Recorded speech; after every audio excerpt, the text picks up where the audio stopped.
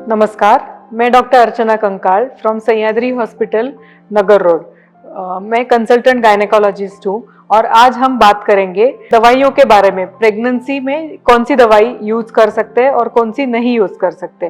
That means medications safe during pregnancy. बहुत सारे patient मुझे पूछते हैं कि डॉक्टर उस दिन मुझे सर दर्द हो रहा था, बहुत सर फटा जा रहा था, बट पता ही नहीं चला क्या लूँ। फिर मैंने क्रोसिन खाई, कोई प्रॉब्लम तो नहीं है ना। या मैं प्लान कर रही हूँ, मैं कौन सी दवाई ले सकती हूँ, कौन सी दवाई नहीं ले सकती हूँ, इसके बारे में मुझे कोई भी जानकारी नहीं है।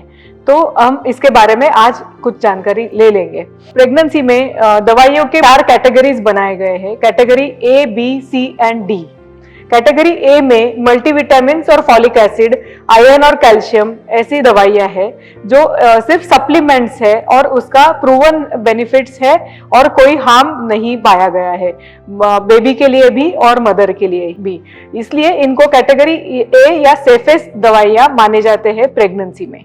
कैटेगरी B में कुछ दवाइयां हैं जो जिसपे स्टडीज हुए हैं एंड वो सेफ पाए गए हैं, और बहुत सारे दवाइयां हैं जिसमें स्टडीज तो बहुत ह्यूमंस पे नहीं है लेकिन एनिमल स्टडीज में सेफ्टी पाया गया है। तो कैटेगरी B में जो दवाइयां है वो कभी कभार कुछ सिचुएशंस में, कुछ कंडीशंस में, अगर मदर की कंडीशन के लिए बहुत आवश्यक है, वैसे जगह पे हम यूज कर सकते हैं।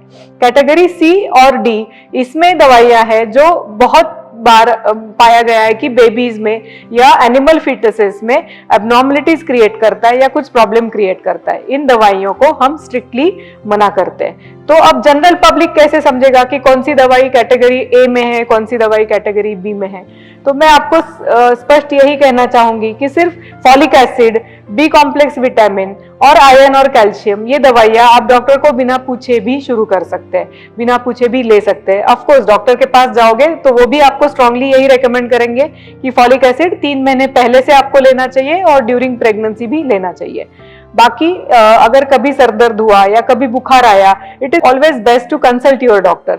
डॉक्टर आपको चेक करके ये समझेंगे कि सच में इस दवाई की आपको जरूरत है क्या, and if you are in need of this medicine then आपको वो प्रिस्क्राइब की जाएगी। तो paracetamol is the safest painkiller और हेडेक की दवाई या फीवर की दवाई जो हम रूटीनली पेशेंट्स को एडवाइस करते हैं।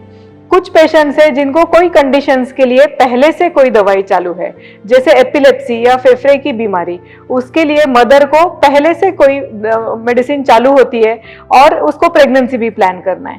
तो हम वो दवाई रोक के मदर के लाइफ का रिस्क तो नहीं ले सकते। सो फेफड़े की दवाई में या एपिलेप्सी की दवाई में कुछ दवाइयां हैं जो कम प्रॉब्लमेटिक मानी जाती है और इस दवाई पे शिफ्ट करके प्रेगनेंसी प्लान की जा सकती है और ये मेडिसिन प्रेगनेंसी में भी थ्रू आउट कंटिन्यू किया जा सकता है। इसी तरह ब्लड प्रेशर भी, कुछ लेडीज को प्रेगनेंसी में बीपी होता है बट कुछ महिलाओं को पहले से बीपी की बीमारी रहती है। अगर पहले से बीपी की कोई दवाई चालू है तो कंसल्ट विथ योर डॉक्टर, उसको चेंज करके जो प्रेगनेंसी में सेफ है ऐसी दवाई पे शिफ्ट किया जा सकता है और वो दवाई through out pregnancy safely continue की जा सकती है।